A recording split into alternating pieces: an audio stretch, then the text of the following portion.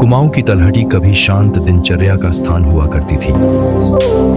परिवार सूरज की चाल संग जीते थे। दिन की शुरुआत लकड़ी काटने, मवेशियों को चराने, व्यापारिक मार्गों और चारे के लिए घास काटती महिलाओं की मृदु ध्वनि से होती थी। कठिनाइयां थी लेकिन शांति भी थी। यह भूमि, घने जंगल, खड़ी खाइयां, संकरी पगडंडियां हमेशा से बाघों का निवास स्थान रही है।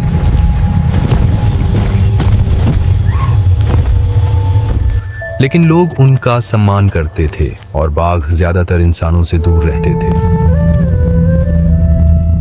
जब तक एक दिन वह पुरानी लय टूट नहीं गई। 1800 के दशक के अंत में इस परिदृश्य के गहरे अंदर एक घायल बाघिन ने एक यात्रा शुरू की जो उसने पार किए हर गांव को बदल देगी। और उसकी कहानी अंततः एक ऐसे व्यक्ति के जीवन से टकराएगी जो वर्षों तक उसे समझने, उसका पीछा करने, उससे डरने और अंततः उसे रोकने में बिताएगा। चंपावत की बाघिन ने आरंभ में मनुष्यों को मारने की शुरुआत नहीं की थी। वह एक समय में एक सामान्य शिकारी थी। शक्तिशाली, सुंदर और हिरण और सूअर उससे डरते थे।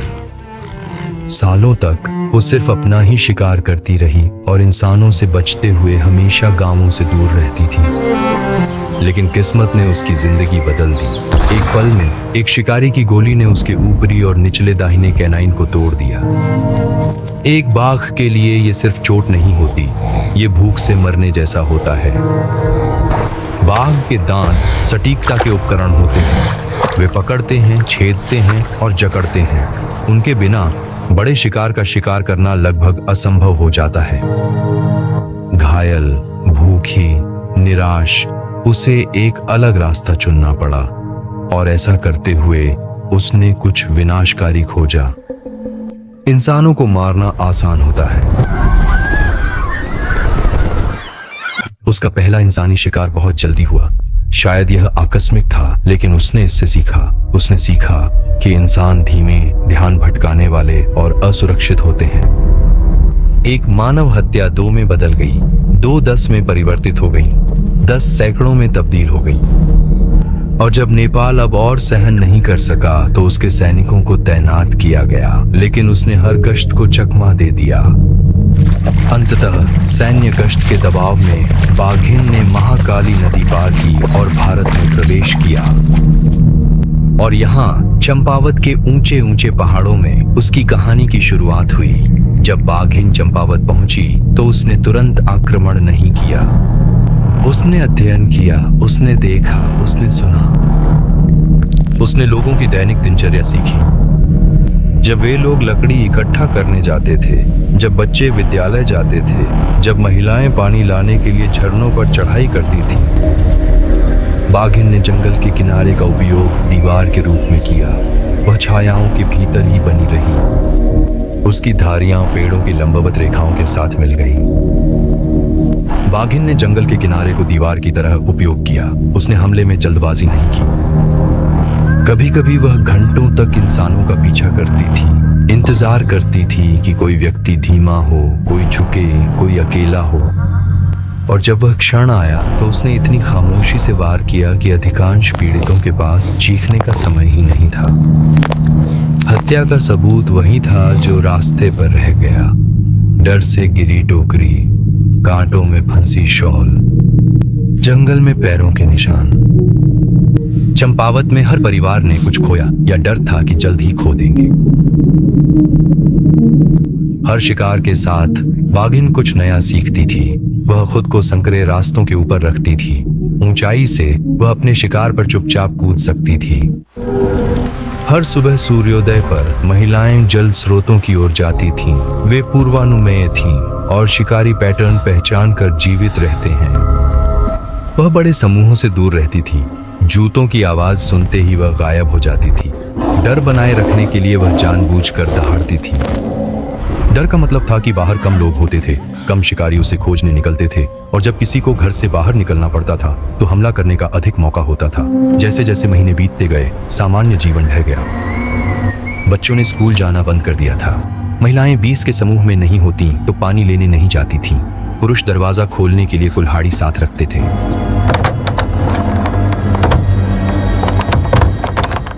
पशुधन मर गया क्योंकि कोई उन्हें चराने की हिम्मत नहीं कर पाया। फसलें बर्बाद हो गईं। पूरे गांव रात में चुपचाप अपने सामान के साथ शरणार्थियों की तरह पलायन कर गए। लोगों ने वे घर छोड़ दिए जहां उनके परिवार पीढ़ियों से रह रहे थे। सैकड़ों लोगों को भोजन देने वाले खेत रात में खाली पड़े रहते थे। हर आवाज जैसे कोई टहनी टूट रही हो। कुत्ते का भौंकना बागिन हो सकती थी।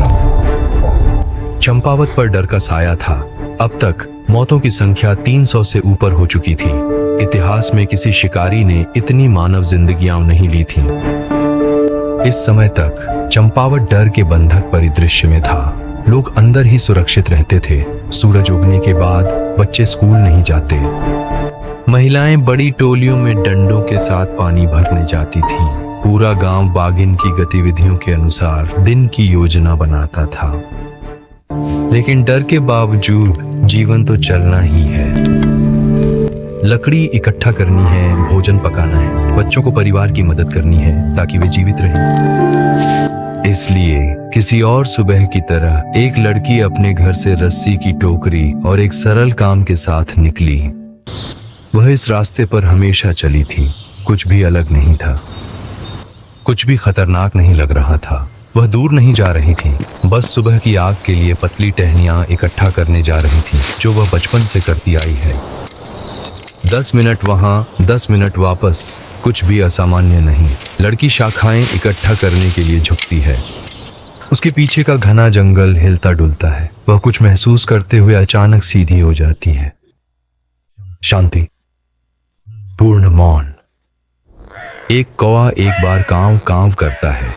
पत्ते कांपते हैं। एक धीमी लयबद्ध सांस, लगभग सुनाई न देने वाली। लड़की धीरे धीरे मुड़ती है। कुमाऊं में हर कोई जानता था कि खींचे जाने के निशान का क्या मतलब होता है। गांव वाले उस निशान का पीछा करते थे जब तक कि उन्हें आगे बढ़ने से डर नहीं लगता। उन्हें पता था कि बाघिन पास ही थी, शायद तब भी उन्हें देख रही थी।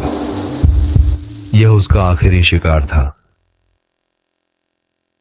और इस मृत्यु ने अंततः जिम कॉर्बेट को शिकार पर लाया। जिम कॉर्बेट ने अपना जीवन कुमाऊं के जंगलों में गुजारा था। बचपन में नंगे पांव चलते हुए उसने जंगल की भाषा को गहराई से सीखा। टूटी हुई टहनियों का अर्थ, पक्षियों की चेतावनी की ध्वनि और कीचड़ में हल्का सा निशान। वह ट्रॉफी के लिए शिकार करने वाला नहीं था, वह जानवरों को समझने वाला शिकारी था। कॉर्बेट घोड़े से उतरकर गांव के मुखिया से हाथ मिलाते हैं और चुपचाप सुनते हैं जैसे वे हमले का वर्णन करते हैं। वह बीच में कभी नहीं बोलता, वह कोई आदेश नहीं देता, वह केवल सुनता है। उसका प्राथमिक काम बाघिन को मारना नहीं था, उसे समझना आवश्यक था।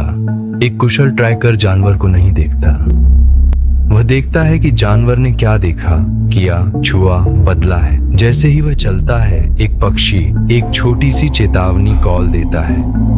वह रुकता है। एक लंगूर बंदर ऊंची शाखाओं में छलांग लगाता है। वह दिशा नोट करता है। हवा में सड़े मांस की गंध है। वह उम्र का अनुमान लगाता है। मक्खियों का झुंड रोशनी की किरण में भिनभिनाता है। वह रुकता है और झुक जाता है। कॉर्बेट को एक छोटे से झरने के पास हल्का सा पंजे का निशान मिलता है, लेकिन सामान्य बाघों के विपरीत यह असामान्य है। वह इसे एक लंबी छड़ी से मापता है। पुराना घाव है, वह असमान रूप से चल रही है। टूटे दांतों ने सब बदल दिया। अब सिर्फ अंधेरे में नहीं, चलने में भी फर्क है। जानवर पास है, मौके की ताक में। वो उन्हें इतनी खामोशी से ले जाती है। मेरी बहन मेरे आगे चल रही थी। मैं जूता बांधने के लिए झुका, जब ऊपर देखा वो गायब थी। न कोई चीख, न कोई आवाज। हमें सिर्फ पैरों के निशान मिलते हैं, कभी कभी वो भी नहीं। वो गांवों के पास नहीं खाती, लाश को बहुत दूर घसीट कर ले जाती है।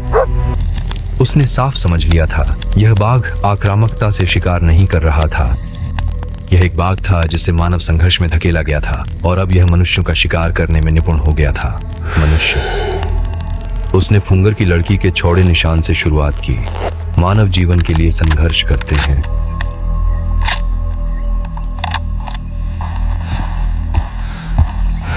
डर के बावजूद वे निशान छोड़ते हैं। कॉर्बेट रास्ते को और गहराई में फॉलो करते हैं। पक्षी चुप हो जाते हैं। कहीं दूर एक डाली टूटती है, वह झुक जाता है।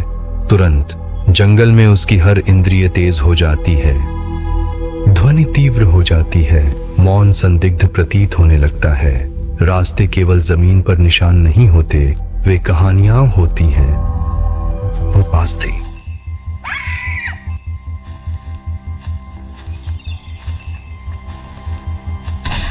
जंगल में गहरा सन्नाटा छा जाता है। एक हल्की गहरी गुर्राहट हवा में कंपन उत्पन्न करती है। बहुत अधिक तेज नहीं, बस इतना कि दिल में महसूस किया जा सके। कॉर्बेट आवाज के स्रोत की दिशा में मुड़ते हैं, कुछ भी नहीं। फिर आवाज आती है। पीछे पत्ते चरमराते हैं। वह तेजी से मुड़ता है, राइफल उठाकर। फिर भी कुछ नहीं। वह उसका पीछा कर रही थी, उसे परख रही थी, जैसे उसने गांव वालों को परखा था। कॉर्बेट धीरे धीरे पीछे हटते हैं। वह अपनी नोटबुक में लिखता है, वह मुझे देख रही है।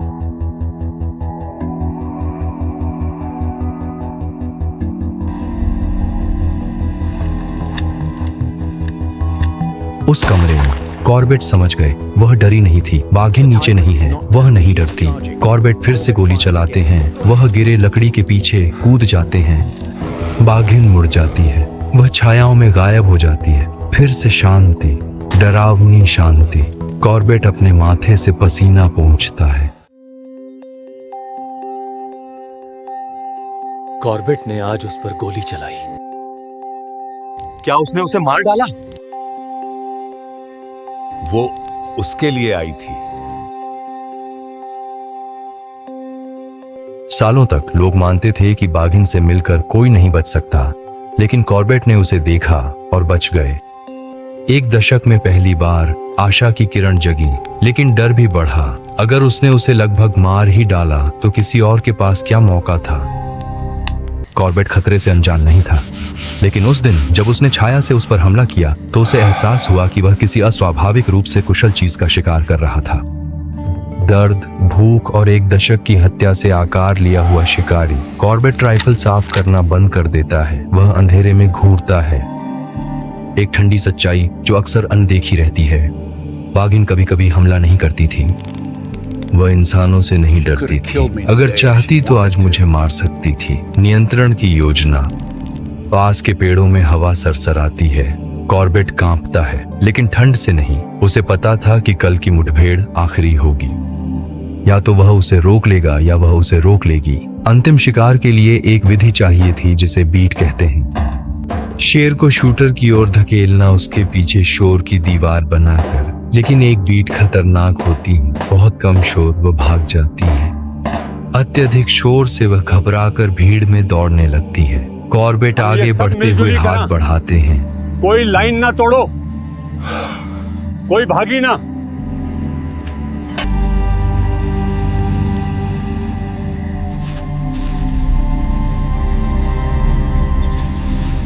वो शायद खड्ड में ही है। हवा हमारी गंध नीचे की ओर ले जाएगी। बिल्कुल सही। उसे उसकी आदतें, संभावित आराम स्थल और भागने के रास्ते भली भांति झांक थे। भीड़ में होने की कल्पना करें। आपके पड़ोसी का बेटा पिछले साल गायब हुआ था। आपके चचेरे भाई को उससे पहले। जंगल में उठाया गया हर कदम मौत के जबड़े में चलने जैसा लगता है। पंक्ति धीरे धीरे आगे बढ़ती है, इंच दर इंच।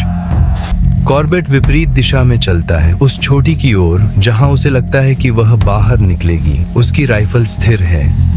उसकी सांसें नियंत्रित हैं। कदमों की आवाज नहीं होती। उसने इस जगह को चुना क्योंकि बाघिन के पास और कोई रास्ता नहीं था। उसके बाईं ओर एक गहरी खाई है। उसके दाईं ओर चट्टानें इतनी खड़ी हैं कि बाघ के लिए भी कठिनाई हो सकती है। आगे कॉर्बेट पीछे की ओर। सैकड़ों ग्रामीण उसे आगे धकेल रहे हैं। कॉर्बेट घुटनों के बल बैठते हैं। वह पास के मल का निरीक्षण करते हैं जो 12 घंटे से कम पुराना है। घास का झपट्टा बिछौना, आराम करने की जगह, पेड़ पर खरोंचे। आज सुबह यहाँ थी। जानवरों को इंसानों से पहले पता चलता है। जंगल उसकी आहट की घोषणा करता है। कॉर्बेट राइफल उठाते हैं। धक धक धक। अब उसने उंगली हल्के से ट्रिगर पर रखी। वह आ रही थी। 436 लोगों के लिए यह आखिरी दृश्य था जो उन्होंने देखा। कॉर्बेट अब अकेले इसका सामना कर रहे थे। बाघिन उसकी आंखों में आंखें डालती है। एक स्थिर क्षण, भयावह खामोशी, फिर वह हमला करती है। एक गर्जना जो शाखाओं को हिला देती है। कॉर्बेट गोली चलाते हैं। गोली उसके सीने में लगती है। वह लड़खड़ाती है पर गिरती नहीं। वह तेजी से दौड़ती है। उसके पंजे मिट्टी उखाड़ते हैं। उसकी पूंछ संतुलन के लिए फड़फड़ाती है। उसका शरीर सटीकता से चलता है। कॉर्बेट फिर फायर करता है। दूसरा असर, वह पल भर के लिए डगमगाती है पर इसे पार कर जाती है। धप, उसके पंजे जोर से जमीन पर पड़ते हैं। कॉर्बेट की राइफल क्लिक करती है। खाली, ये खाली है। राइफल, अपनी राइफल दो। वह दूसरी बंदूक पकड़ता है, निशाना साधता है, सांस रोके। तीसरी गोली सही निशाने पर लगती है। बाघिन बीच में ही गिर जाती है, सूखे पत्तों पर फिसलती हुई। मौन, शुद्ध सन्नाटा, यहाँ तक कि जंगल भी अपनी सांसें थामे हुए है। और इसी तरह आतंक का एक दशक समाप्त हो गया। ग्रामीण राहत की चिल्लाहट में फूट पड़ते हैं। कुछ घुटनों के बल गिर जाते हैं, अन्य खुलेआम रोते हैं। कॉर्बेट धीरे धीरे अपनी राइफल को नीचे करते हैं। गहरी सांस लेते हुए उनके चेहरे से पसीना टपक रहा है। वह बाघिन के पास सावधानी से आता है, अनादर के लिए नहीं बल्कि पहचान के लिए। उसकी छाती एक बार उठती है, फिर कुछ नहीं रहा। कॉर्बेट उसके पास घुटनों के बल बैठ जाता है। अंतिम सत्य अटल था। वह आदमखोर बनी क्योंकि उसके पास और कोई चारा नहीं था। उसके टूटे दांत पूरी कहानी बता रहे थे। चोट, भूख और निराशा की गहरी अनुभूति। कॉर्बेट खड़ा होता है। वह घाटी के पार देखता है। लोग उसे राक्षस कहते थे, लेकिन कॉर्बेट ने कुछ और देखा। एक घायल प्राणी एक सिकुड़ती हुई दुनिया में। वह जंगल जो 10 साल तक डर से गूंजता रहा, अब शांत था। डर से नहीं बल्कि राहत से। ग्रामीण धीरे धीरे पास आने लगे। पहले कुछ, फिर और, जब तक कि एक भीड़ छोटी पर इकट्ठा नहीं हो जाती। कुछ लोगों के लिए यह पहली बार था जब उन्होंने उस प्राणी को देखा जिसने उनके बचपन को डराया। दूसरों के लिए यह पहली बार था जब उन्होंने घर के बाहर सुरक्षित महसूस किया। एक गांव के बुजुर्ग ने सिर झुका लिया। यह समाप्त हो गया है। यह आखिरकार खत्म हो गया है। जिन परिवारों ने अपने प्रियजनों को खो दिया था, उनके लिए यह विजय नहीं थी, यह एक समापन था। अतीत से आखिरी बार बात करने का एक मौका था। उसने इतने लोगों को क्यों लिया? उसने ऐसा इसलिए किया क्योंकि उसके पास जीने का कोई और रास्ता नहीं था। दशकों बाद कॉर्बेट लिखेंगे कि बाघिन बुरी या दुष्ट नहीं थी, बल्कि चोट और हालात की शिकार थी। हमें खुमान में सम्मान दिखाना चाहिए। आदमखोर भी मृत्यु में गरिमा का हकदार है। उसने जितना भी दर्द दिया, वह फिर भी उसी जंगल की रचना थी जिसने उन्हें खिलाया, आश्रय दिया और उनकी रक्षा की। जुलूस पहाड़ी रास्ते से नीचे उतरता है। ऊंचे साल के पेड़ों से धूप छनकर आती है। गांव वालों के बीच एक शांत एकता फैल जाती है। उसके परिवर्तन का कारण स्पष्ट था। वह हिरण नहीं मार सकती थी, वह जंगली सुअर को नहीं गिरा सकती थी। प्राकृतिक शिकार का हर कौर पीड़ा देता। एक स्थानीय शिक्षक झुकते हैं। आज रात घाटी डर से मुक्त है। यह जीत नहीं थी, यह जिम्मेदारी थी। उसने समझा कि क्या उसके दांत तोड़े थे। आने वाले दिनों में जीवन लौट आया। खेतों की जुताई की गई थी, रास्तों पर हंसी फिर से लौट आई, बाजार फिर से खुल गए थे। चंपावत बाघिन की मृत्यु ने कॉर्बेट को नायक नहीं बनाया, इसने उसे संरक्षणवादी बना दिया। दशकों बाद भारत ने यहाँ पहला राष्ट्रीय उद्यान बनाया, जिसे मारने के लिए नहीं बल्कि समझने के लिए नामित किया गया। ये चंपावत का सच्चा अंत है, हत्या नहीं बल्कि सबक। उसने हमें डर नहीं सिखाया, डर पहले से ही हमारे अंदर था। उसने हमें दिखाया क्या होता है जब जंगल को अस्तित्व से परे धकेला जाता है। अंत में वह कोई राक्षस नहीं थी, वह एक घायल जानवर थी, एक घायल दुनिया में।